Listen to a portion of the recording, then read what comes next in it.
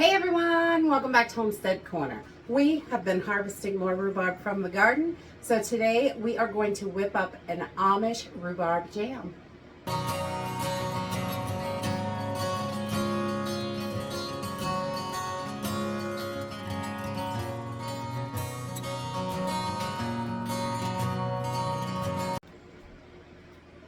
So I was digging through recipes the other day looking for a rhubarb jam, all the different recipes I have, and I found this Amish rhubarb jam that I had saved this recipe a few years ago. I cannot remember where it came from, but I thought it was such a cool idea because you don't use any pectin in it.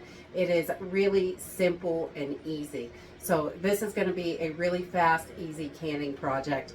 I'm going to use 4 cups of diced rhubarb from the garden.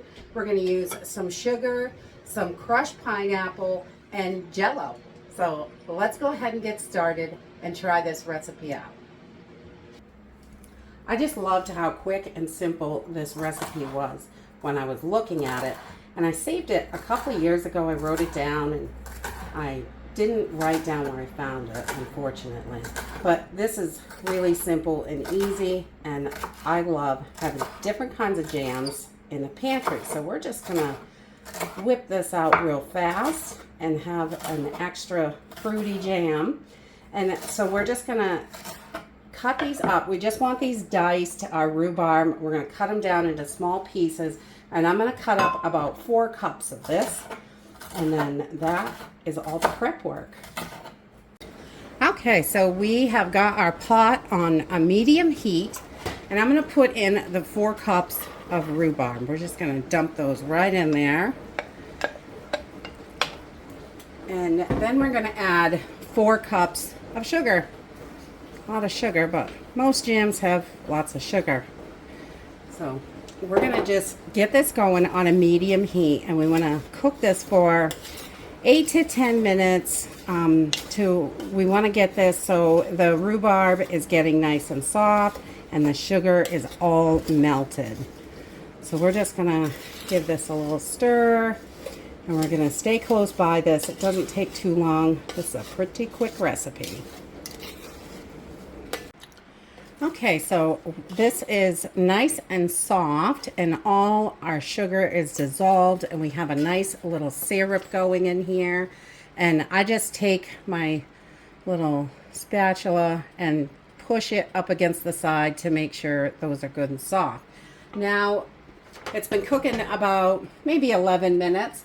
I do not have any crushed pineapple, which is what this called for, so I just took about 14 ounces out of this can and ran it through the blender.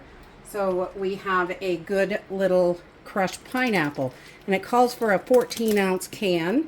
So I just took about 14 ounces. There's still a little bit left in there.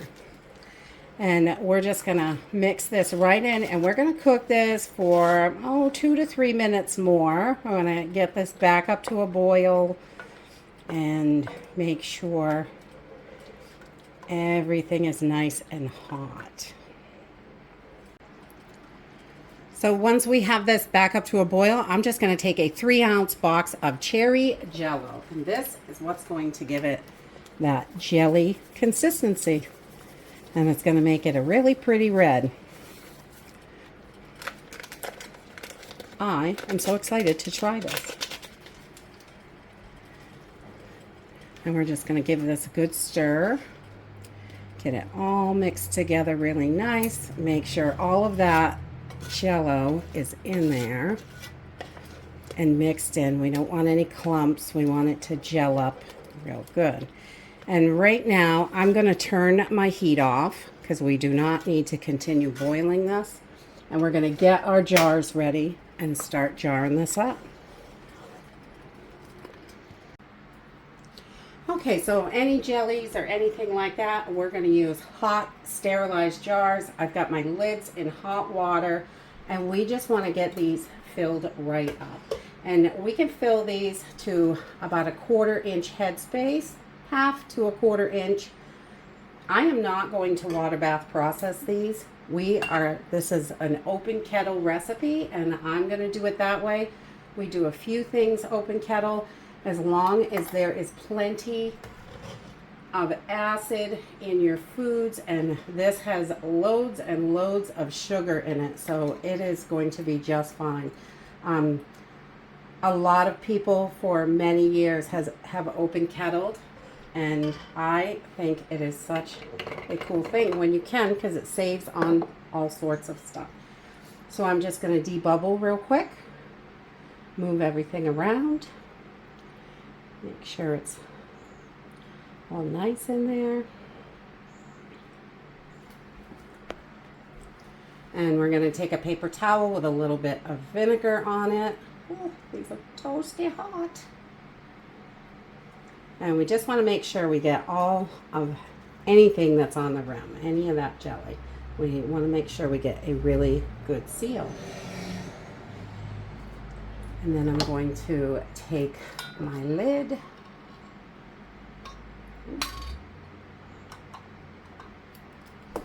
and the ring, and this is ready to go. And we are going to take this and flip it right over.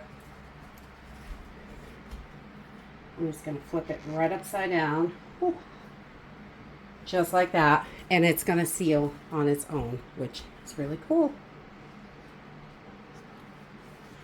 And then we're going to do the same with this other jar, and put our lid on and our ring, finger tight, just like we do all our others. And then we're going to flip this little bad boy over. And we're going to keep going, and I'm going to grab some more jars.